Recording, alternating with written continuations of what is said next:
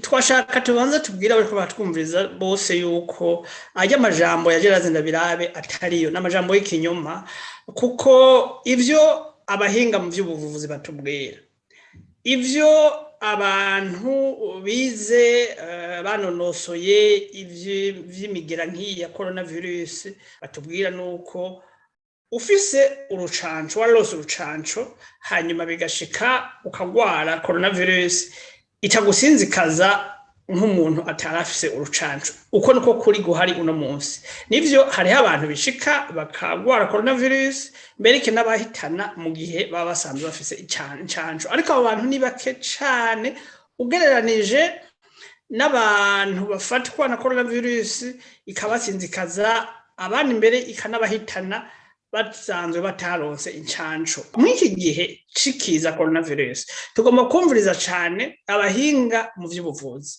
ababinonosoye, aho kurwumye dutumwa, aho gutumwanya twumviriza imburakimazi zipfa ivyo zivuga zitazi, zisanze zitazi casi n'iruro. Ku vy'ukuri Gerard Ndabirabe muramuzi mwese kuva kera, n'umuntu amenyereye gukoresha amajambo y'ikinyoma, amajambo yo guhuguza. Muramuzi akiri umuvugizi w'umugambo CNDD-FDD, nta kuri kuva muri we. Abarundi rero bavyumve, ntihagire umurundi ahava ata umwanya kw'aya majambo Gerard Ndabirabe yavuze ngo amuhuruze amutume ajana Nyabohururu. Yari asanzwe yorondeye kwiteza urucanco ngo arureke, ngo nukubera yumvise ko Gerard Ndabirabe yavuze ko abantu bamaze kuronka urucanco bagwaye baca baremba, uko iki ni kinyoma. Ikibabaje muri vyose nuko abantu nk'abo bari kw'isonga ry'igihugu cacu, kuko igihugu cacu caguye mu kaga igihe kw'isonga ryaco hagiye abantu b'imburakimazi nka Gerard Ndabirabe. Mu gihe bagomba kuja imbere mu kuyobora abanyagihugu mu nzira nziza yo kurwanya iki kiza kiriko kirasasika inganda kw'isi yose, bigize sindabibazwa, birirwa bakoranya ibikorane vyo gusenga, birirwa bata umwanya baja mu bintu hirya no hino bituma uwo mugera wa coronavirus umukwiragira mu gihugu.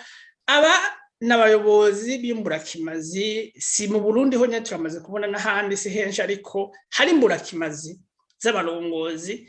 Ingaruka zavyo nuko abanyagihugu barapfa bagatikira kubera ko badafise indongozi zibarongora.